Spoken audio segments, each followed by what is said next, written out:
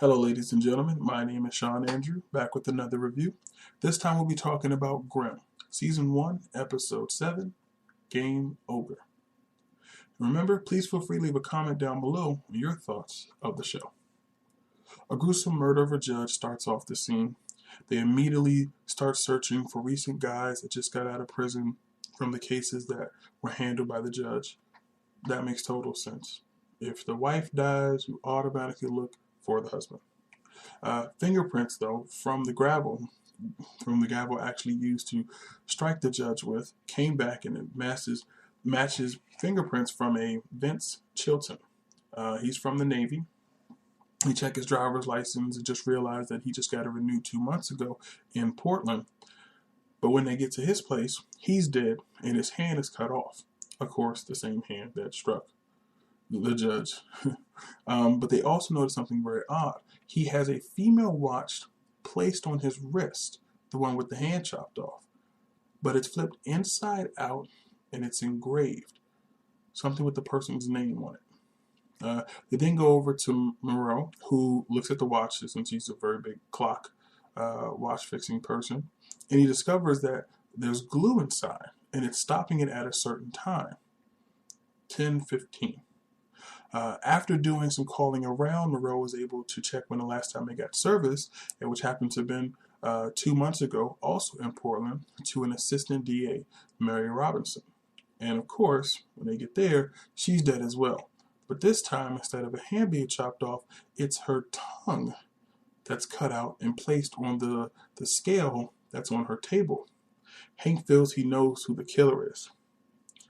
We find out that it's someone named Stark. He was sentenced about 300 years in prison for a string of murders that he did. And at the time of 10:15 was exactly when the verdict was handed in of him being guilty. That's, of course, the same time that the clock stopped at.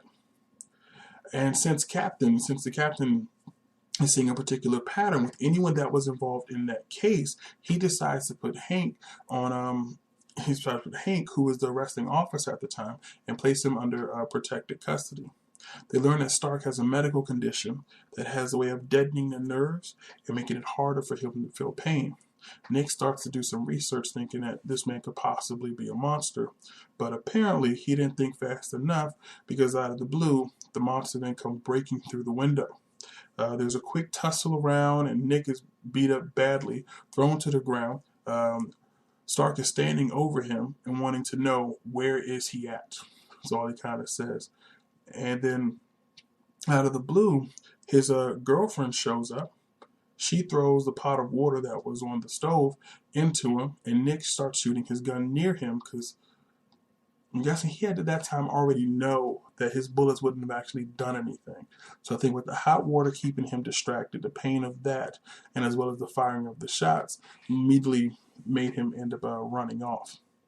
Now in the hospital, Nick calls Moreau as his girlfriend is in the house looking over, replaying what happened. She starts to cry. Most likely she's definitely going through that period where it's like, this is what it's like to be with the cops sometimes.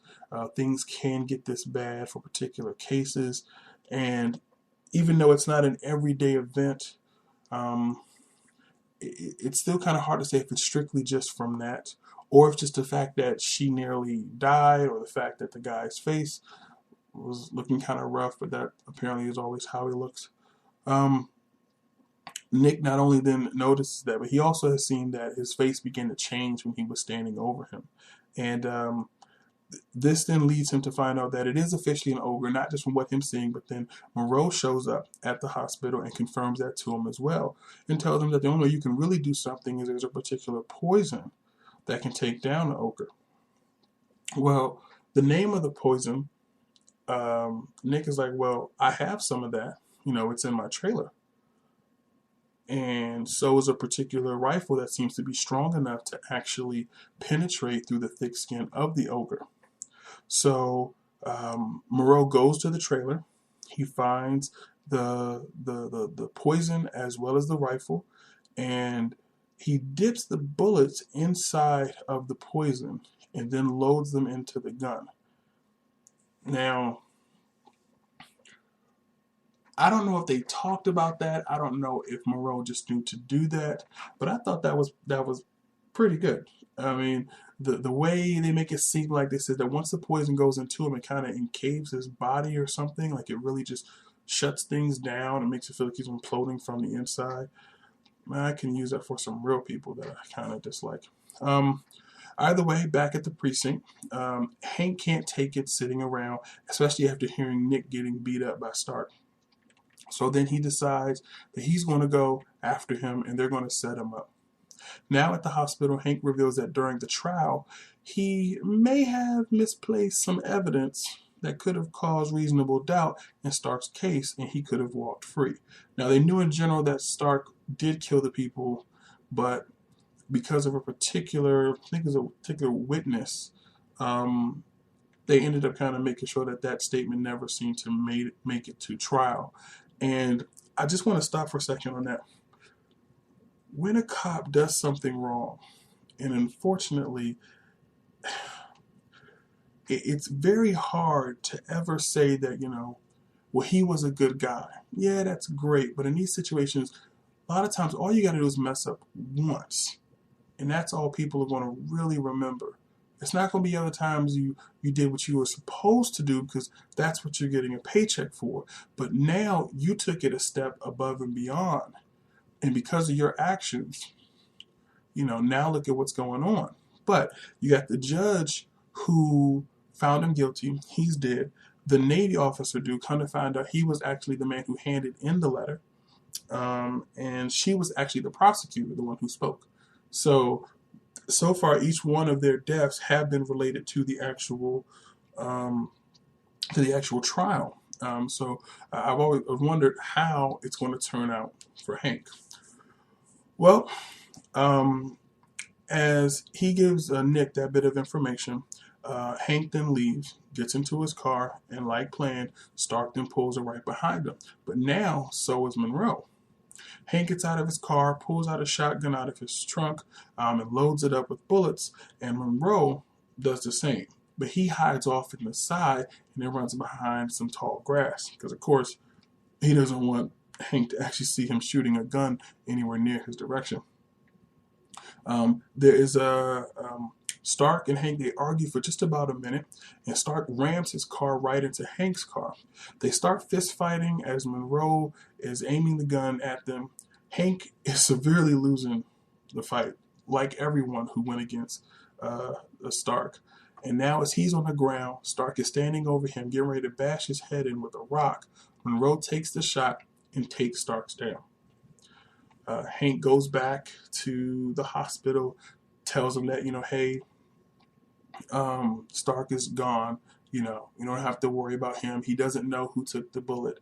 But then later at the precinct, the captain then chews Hank out for going through that whole situation because they set up how they were going to take him down, and they shouldn't have tried to do it on his own. But I also think that if they would have to take him into custody and this information got out, then it would have looked bad on Hank. That's why I personally believe Hank did not go to the spot they were supposed to go, and he went somewhere else trying to take him out on his own. I think at that time he probably would rather die than to be known as a dirty cop. But either way, the captain also brings up about how they found three bullets in his chest from a rare triple shotgun made over 100 years ago. And then Hank and the captain kind of look at each other like, who would have that?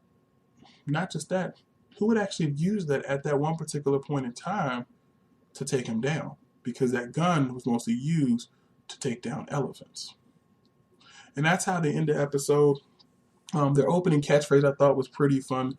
It was a fee, fi, fo, fum, I smell the blood of an Englishman.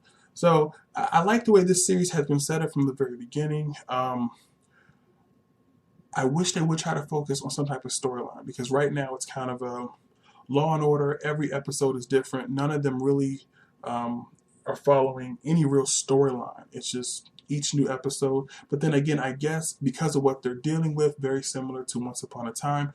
Once Upon a Time is different fairy tales, and for this, it's dealing with different type of mythical creatures. And you have a plethora of creatures from all different types of cultures that they could always play against. So But I do again hope they still try to start focusing on an actual storyline, because these random things is something I really just dislike. Either way, though, I will still sit around and watch the next episode. I completely love this series. So that is my review of Grimm, Season 1, Episode 7, Game Ogre. Please remember to leave your comments down below of what you thought about the episode and what you would like to see further in the show. My name is Sean Andrew with the TV Show Review. See ya.